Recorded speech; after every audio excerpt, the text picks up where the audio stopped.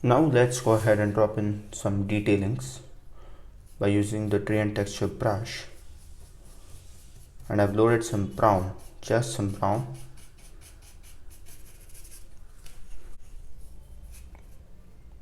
Load in thick paint and now I'm just keeping the brush and just pulling it downwards.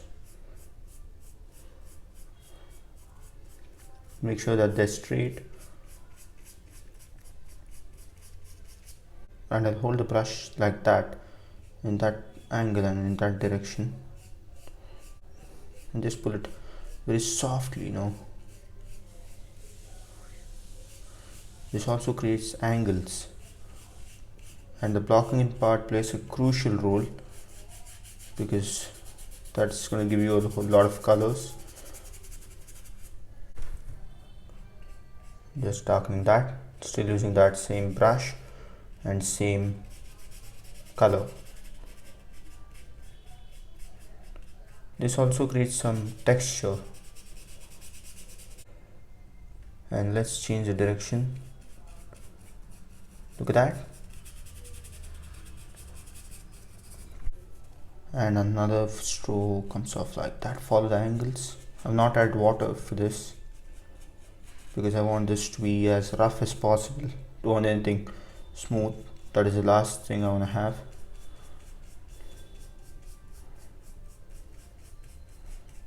Change the directions over here and there. Now I've taken in that same brush, but I'll change the angle in which I proceed. Just sort of giving that separation.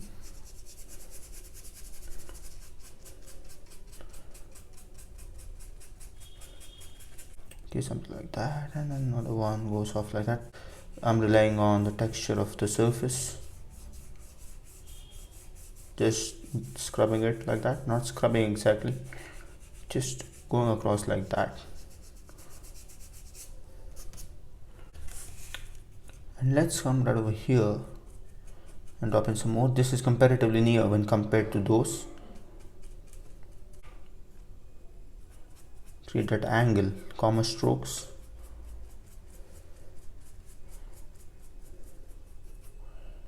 Okay, something over there, and just a bit. With that, I'm blending it off.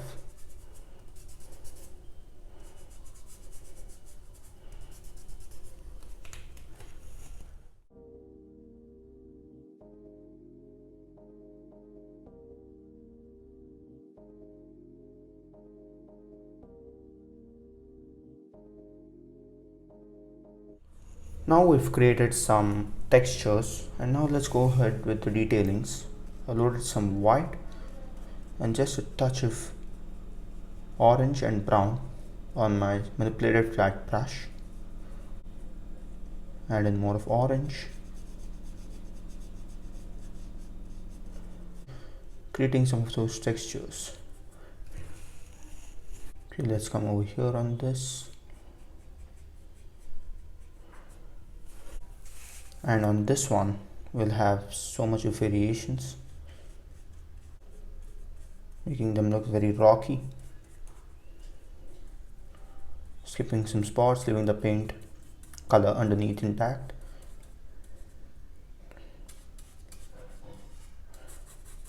That, just using the side stroke for blending, even though the paint is there. And I want everywhere the same color and the same tones.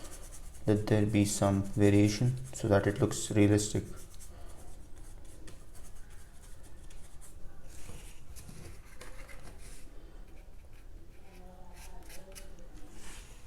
Look at that, it looks like that as of now. And over here I'll just change the angle. Let's come ahead and define the angle.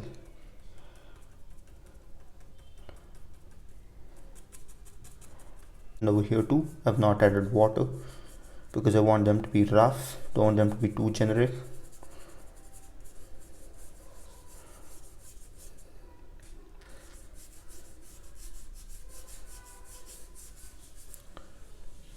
I'm gonna grab in some pure white and just sort of doing that. Make sure you have reference photo or a picture to do this. sort of tapping it, not blending it too much. And another piece of that color comes off right over here too. Doing them very randomly to make them look realistic, but make them look like Grand Canyon. And something comes off right over here too. The light's hitting there.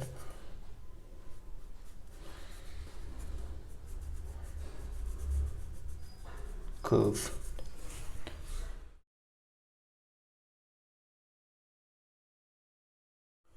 Now without cleaning the brush, I've just taken in some white, and let's come over here and drop in. There's going to be another one. That one will be a bit brighter. Just put it in all directions, making the bottom of that rock very bright.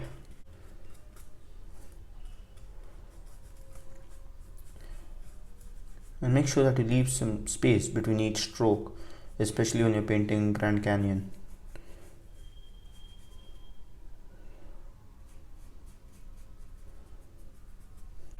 I'm going to take some orange, sort of refining those strokes. Now I'll take in some pure white. Let's come over here and just drop it in. Fair enough. And something comes off right over here too. Just tapping it. And in the meanwhile, let's come over here and drop in the places where there is some light. Let's come over here and I'm relying on the texture of the canvas again.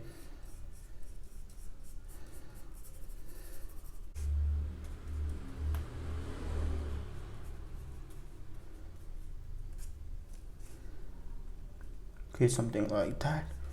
And the edges will be very bright. Just sort of creating that almost like a circle or an oval, you can think. Like an oval, concentric ovals.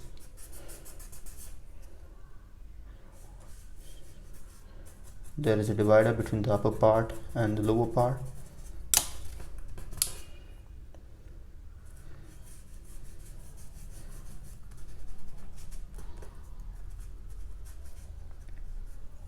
So now let's take in some white without cleaning the brush. Let's go ahead and drop in some more brighter highlights. Another one, make sure that they're not in perfect shapes.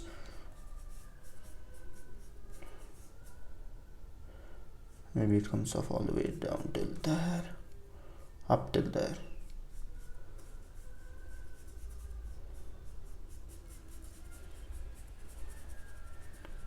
It also cleans up the edges.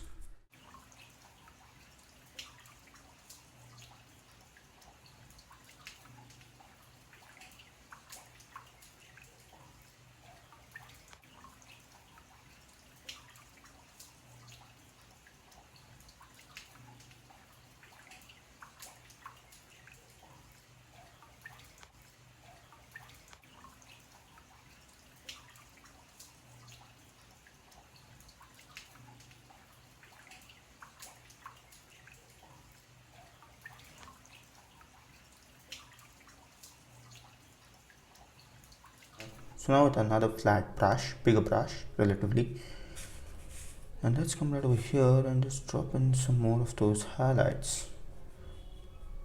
Make sure that they're curved, they follow some angles, and it'll be more bright over here.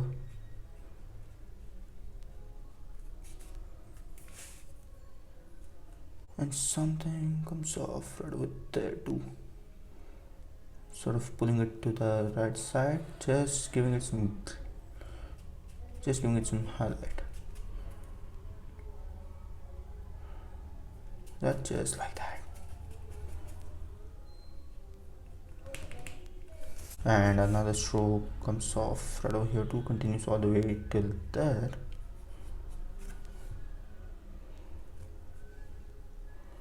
I need to highlight even this one so that it gets distinguished. Don't want to lose that contrast.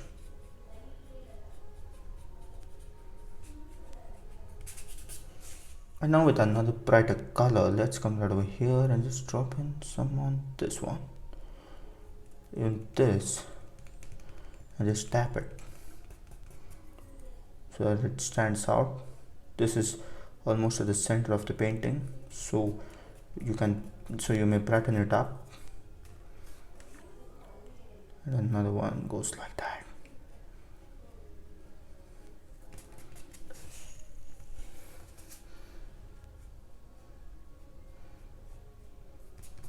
And let's drop in some highlight over here too, following the same angles as that was before, and blending it off because they're not in the foreground.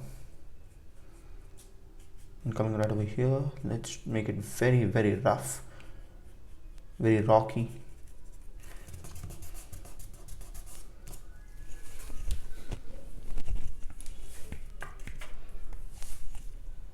Now I've added just a bit of water. Look at that. The paint flows very smooth and enables soft blending. Today I'm painting in acrylics, so should go real quick.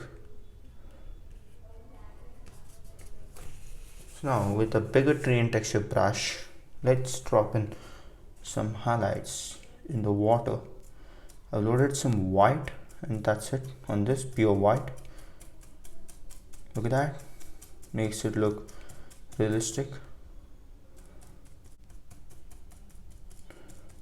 Also you can clean up the edges, and as it's going to go back, you can reduce the pressure by 75% when you come over there.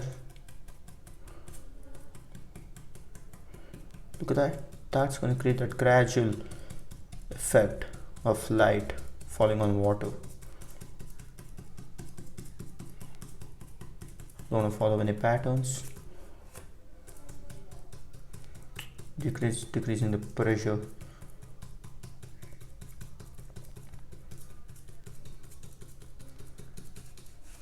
Something over there too, looking for that contrast. Don't want it to be everywhere, just here and there. And let's come over here and just clean up this edge, taking in some white and seascape green. Just sort of pull it. And something over here too, just adding some interest and make it look realistic.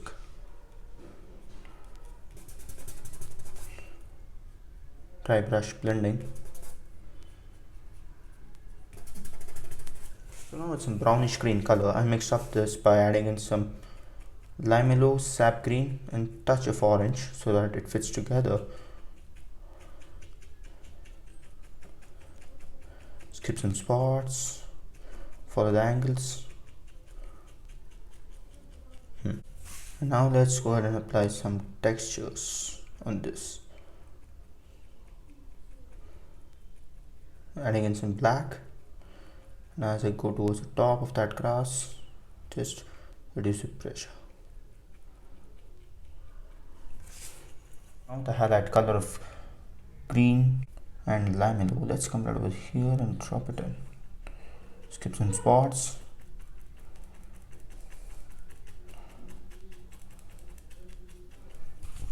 And now let's go ahead and paint in the sky.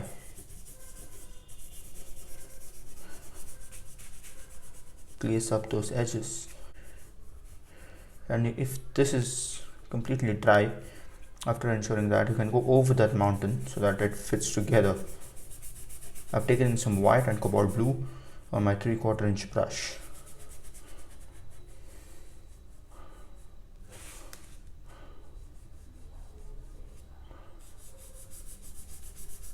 And I've added some water too. Grabbing more of white. Look at that also acts as blending. Turn the brush.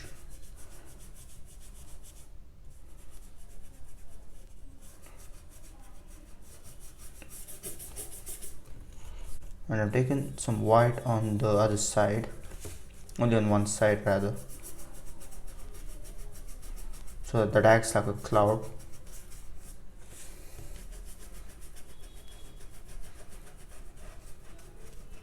And now let's go ahead and drop in a few cloud actions, just using the corner of the brush. Big clouds. Let's go with it once or twice.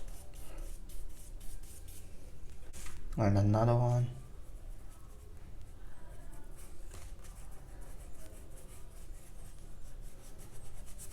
Just blurring the bottom of those clouds. Don't want to follow any patterns over here too. Want to make them look very generic and random. With this, I come to the end of this painting. I hope you've enjoyed it and thanks for watching.